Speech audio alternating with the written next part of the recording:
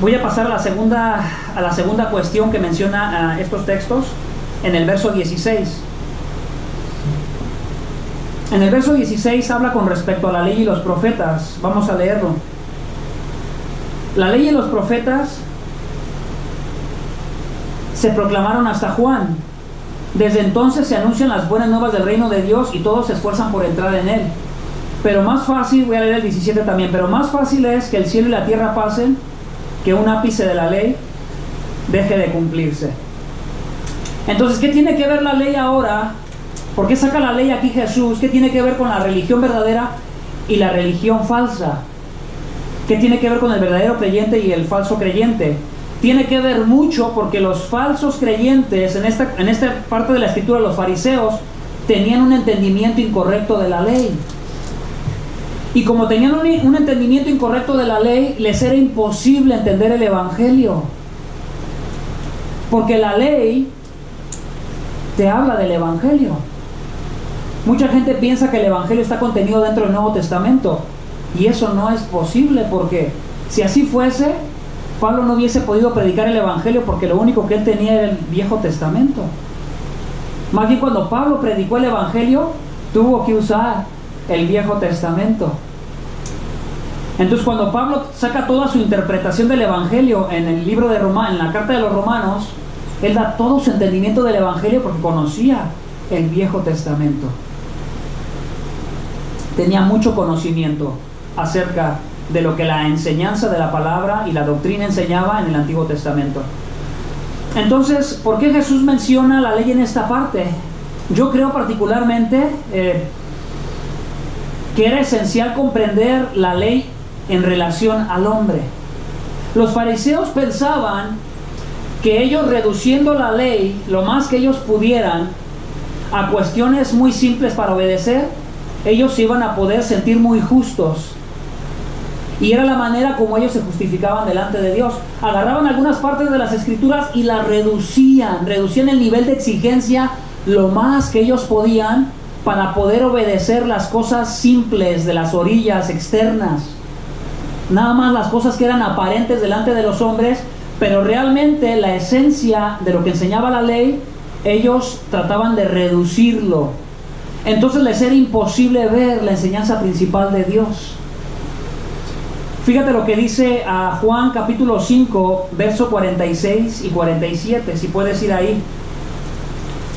Dice la escritura: porque si creyeras a Moisés, me creerías a mí. Son palabras de Jesús, porque de mí escribió él. Pero si no crees a sus escritos, ¿cómo creeréis mis palabras? Porque si creyeras a Moisés, me creerías a mí, porque de mí escribió él. Entonces, el Antiguo Testamento, ¿de quién hablaba? De Jesús. Las escrituras apuntaban hacia Jesucristo, hablando de la ley y los profetas. Entonces, ¿cómo es posible que los fariseos, viendo que la esencia, el mensaje central de la ley y los profetas era apuntar a la necesidad de un Salvador que te salvara de tus pecados, ¿por qué ellos no lo pudieron ver? Porque reducían todo a niveles donde ellos en su práctica sí lo podían cumplir, pero ignoraban totalmente la esencia de lo que era la ley. Entonces dice Jesús: pero si no crees a sus escritos, ¿cómo me creeréis a mis palabras? Es por eso que es importante cuando nosotros compartimos el evangelio. Queremos nosotros asegurarnos de que una persona a la que le estamos compartiendo el evangelio está siendo realmente salva. Necesitamos hablarle de lo que es la esencia de la ley, tratar de explicársela a lo más que nosotros entendamos. Si nosotros mismos no la entendemos, ¿cómo le vamos a poder ayudar a que pueda venir a Cristo? Si hay veces a nosotros mismos nos cuesta. Y yo creo que esto nos anima y nos motiva a que seamos personas que consideramos cuál es la esencia en el corazón de Dios en cuanto a la ley. Fíjate lo que dice la Confesión de Fe de Westminster, un resumen de una confesión reformada. Dice: Dios le dio a la ley de Israel la ley ceremonial, los sacrificios de animales, ¿se acuerdan? Que ahora ya no los hacemos. Entonces uno podría decir: bueno, no cumplimos toda la ley porque ya no sacrificamos animales. Bueno, sí es cierto, hay razón en eso, pero hay una razón del por qué ya no lo hacemos, porque era una ley ceremonial que nosotros, no siendo judíos de sangre judía, y que habiendo venido Cristo ya y muerto por nuestros pecados en la cruz del Calvario, ya no hay la necesidad de que el animal tenga que morir, porque Cristo vino a cumplir la sombra de lo que enseñaba ese texto en el Antiguo Testamento. Lo que el animal enseñaba al morir era que venía alguien que verdaderamente iba a morir, y que ese sacrificio iba a venir. El que se había cometido antes o se había hecho antes era solamente como un pago por adelantado, como cuando tú recibes una casa y dices es mi casa y vives en ella como si fuera tuya, pero si la debes, la verdad es que aparentemente es tuya porque vives en ella, te desarrollas en ella, realizas actividades dentro de ella, pero realmente la verdad es que un día el banco puede llegar y te la quita si no la pagas. Entonces, lo que pasaba en el Antiguo Testamento es que se moría el animal como un pago con intereses. Se estaban pagando solamente los intereses, pero el pago real de lo que tenía que pagarse realmente no había sucedido, venía al futuro y iba a suceder. El animal solo era la representación de lo que iba a suceder, y el creyente en el Antiguo Testamento tenía que poner su fe en eso para poder ser justificado. Entonces, cuando Jesucristo viene y muere, viene a suceder realmente no solamente los intereses del pago cada mes, sino que realmente se paga la cantidad total y quedan pagados los pecados, para que el pecador pueda ser libre si se arrepiente y viene a Cristo. Entonces dice la Escritura que la ley ceremonial, y en adición y distintamente también tenemos la ley moral, que consistía en tipos y símbolos de Cristo y su obra redentora y del Espíritu Santo y su obra en la aplicación.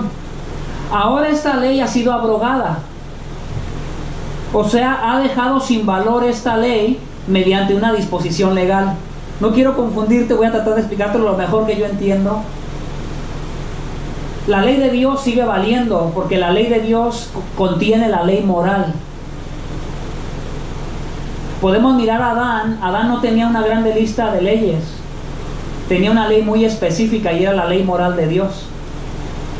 Dios no le dijo a Adán, Adán, no le seas infiel a tu esposa, porque para empezar no había otras mujeres cuando recién los había creado los dos. No había otras mujeres como para que le especificara: te es pecado andar con otra mujer. Eso no quiere decir que la ley moral de Dios no estuviera contenida en esa primera parte de la ley que Dios le da a Adán. Ahora, cuando vienen los descendientes de Adán, que ya nacen en pecado por el pecado de la primera pareja, tú miras una ley que ya se comienza a expandir, se comienza a desarrollar más, pero en esencia es la misma ley moral. Solo que en el tiempo de Moisés se comienza a establecer encima de esa ley moral lo que viene siendo una ley ceremonial, una ley civil. Nosotros vemos ahora, por ejemplo, casos donde agarraban a un pecador cometiendo algún pecado que era en extremo pecaminoso para contaminar al pueblo, llámesele a idolatría, llámesele adulterio. ¿Y sabes qué le pasaba a la persona? Moría. Si se podía escapar, se escapaba, y había algo que lo protegía si llegaba hasta un lugar donde lo podían proteger con otra ley, pero si a la persona lo agarraban y por el testigo de 2 o 3 personas, la persona tenía que morir. Y era una ley de Dios, una ley civil de Dios para el tiempo del pueblo de Israel. Imagínate que en el tiempo de nosotros se castigara el adulterio como se castiga en aquel tiempo. La pensaríamos como seres humanos 2 veces para engañar a nuestras esposas. Y digo esto no porque la hemos engañado, sino lo digo como algo general. Porque vas allá afuera al mundo y ves que en el mundo ya no importa realmente si te has divorciado 1, 2 o 3 o 4 veces, ya no es tan importante. Es más importante lo que piensa la sociedad como algo general. Te dicen, por ejemplo: oh, no juzgues, tú no entiendes cómo me fue mi matrimonio y no debes de juzgarme porque tú no sabes realmente lo que estaba pasando. Y puede tener algo de razón, realmente uno no sabe lo que pasó. Pero no podemos hacer la ley moral de Dios a un lado y reducirla lo más bajo que nosotros podamos. Porque cuando comenzamos a hacer eso, comenzamos a ver un país en decadencia. Comenzamos a ver un país que ya no sabe distinguir entre qué es bueno y qué es malo. Lo que está ahorita de moda, el tema más caliente, ustedes saben que es lo del casamiento entre personas del mismo sexo. No sé si han estado mirando el mundial, pero uno de los temas que salió ahí fue que en Rusia no les permiten, como una ley cívica, estar exponiendo besos y actitudes entre personas del mismo sexo. Y los comentarios de los que estaban ahí dirigiendo el programa como que hicieron la crítica, como diciendo qué personas tan retrógradas de mente. Y esa es más o menos la opinión general de este mundo. Trata siempre de simplificar la ley lo más bajo que puede, lo más bajo, para cada día más el verse más justo. Oh, sí puedo cumplir la ley, yo soy bueno, soy buena persona, y no mira realmente las implicaciones de su pecado porque ha querido disminuir la ley lo más que puede. Y espero que con estos versos te ha ayudado un poquito a entender, ¿verdad?, a lo que era la ley moral de Dios y las implicaciones que tiene cuando la falsa religión las reduce, las baja. Y es algo que nosotros no deberíamos de hacer. No puedo entrar en todos los términos generales porque es un tema muy amplio, no acabaría. El tema de la ley yo creo que el tema puede ser hasta el más amplio de toda la Biblia, porque se refiere a toda la Escritura, la ley de Dios. Romanos 5, 12 al 14. Por tanto, tal como el pecado entró en el mundo por un hombre y la muerte por el pecado, así también la muerte se extendió a todos los hombres. Adán y Eva pecaron, y el pecado entró solamente por un solo pecado, que fue el pecado de desobediencia. Quisieron ser más que Dios. Ya eran como Dios, tenían la imagen de Dios, pero se creyeron la mentira de que podían llegar a ser más que Él. No sé qué quisieron creer exactamente, porque ya eran como Dios, tenían una imagen de parte de Dios. Pero tal vez ellos quisieron ser, ¿verdad?, mismo Dios, y fue tal vez lo que los llevó a pecar. Pero lo interesante de este texto es que la muerte, las consecuencias del pecado de Adán y de Eva se extendieron a todos nosotros. Entonces nosotros nacemos y no necesitamos pecar para ser pecadores. Más bien cometemos nuestros primeros pecados porque somos pecadores. Posiblemente todavía no llorabas cuando te sacaron del vientre de tu mamá y ya habías pecado 2 o 3 veces. Solo Dios sabe. A lo mejor acabas de salir del vientre y ya te has aventado 2 o 3 berrinches internos, pero tú no sabes porque solo Dios conoce el corazón.